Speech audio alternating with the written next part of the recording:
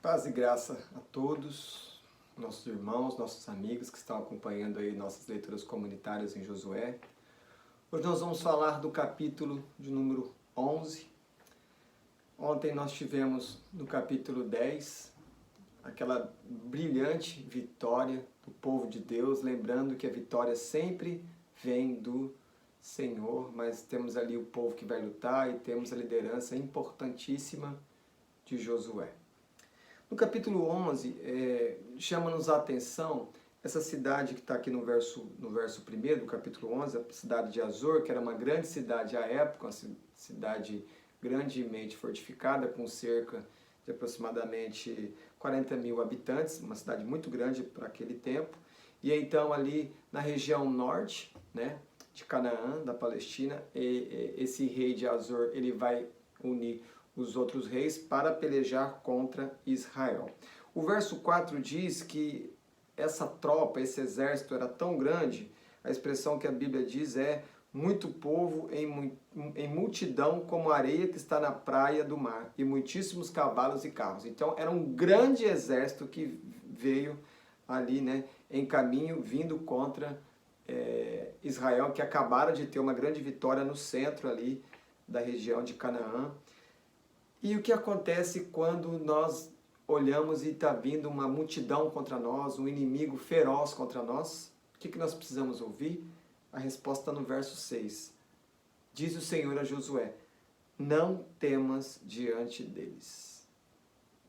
Então toda vez que a gente tiver um problema muito grande, que a gente começar a atemorizar, ficar preocupado, ansioso, o que nós precisamos lembrar? Que Deus conhece o nosso inimigo. Deus que vence os nossos inimigos, e Ele diz para nós, não temas. Mas esse não temas, olhando de maneira mais profunda, Ele quer dizer, eu cuido de você. Eu estou com você nas suas batalhas. Como é bom saber que o Senhor está conosco nas nossas grandes lutas, nas nossas batalhas. O verso 15 traz uma outra lição. Quem treinou Josué? Quem foi o líder de Josué? Moisés. Olha o que está escrito no verso 15. Como ordenara o Senhor a Moisés, seu servo, assim Moisés ordenou a Josué, e assim Josué o fez. Nenhuma só palavra deixou de cumprir de tudo que o Senhor ordenara a Moisés. Nós estamos aqui, já na conquista da terra, Moisés já está morto, há muitos anos atrás, mas ainda o texto está dizendo que aquilo que Deus disse para Moisés, que Moisés disse para Josué, Josué fez exatamente tudo, mas eu quero chamar a atenção que o texto aqui está lembrando de Moisés.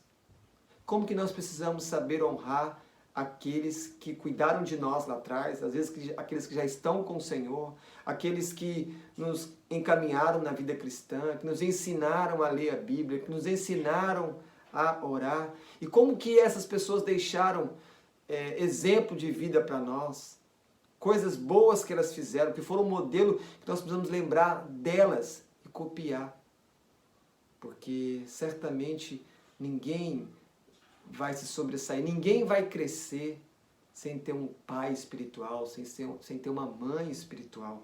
Então aqui eu estou vendo aqui uma honra também a Moisés e ao mesmo tempo a fidelidade de Josué a Deus e por meio de Moisés obedecendo a tudo aquilo que Deus tinha falado por meio do seu líder. Mas agora ele está à frente e ele precisa seguir como Moisés sempre seguiu, pelejando as batalhas do Senhor.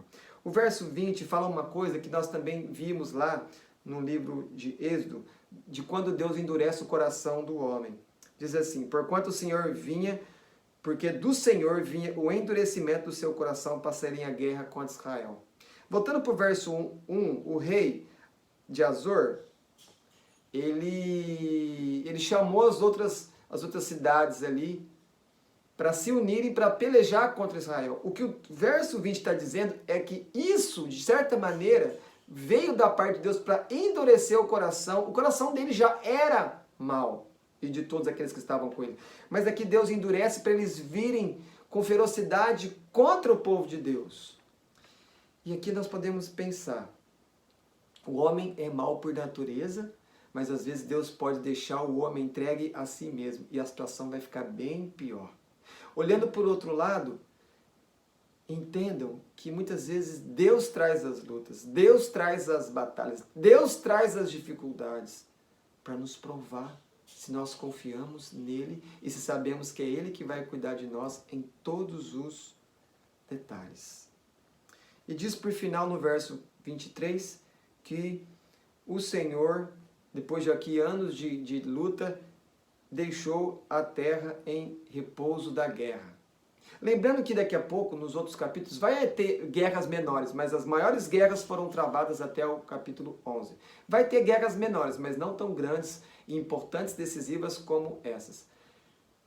O que a gente pode pensar aqui nesse verso 23?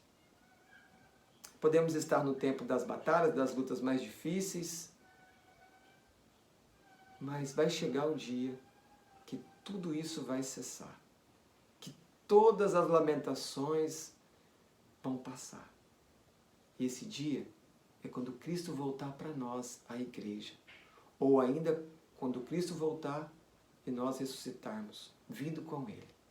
Que você possa ter essa confiança que no final vai passar tudo e vai vir um momento de paz glorioso para você. E mesmo no meio das batalhas hoje, sendo o Senhor aquele que peleja por nós, nós temos a paz de Jesus. Que Deus possa abençoar o seu dia e te dê um ótimo final de semana e que domingo que você possa estar na igreja cultuando esse Deus que cuida de você e peleja as suas batalhas. Deus te abençoe.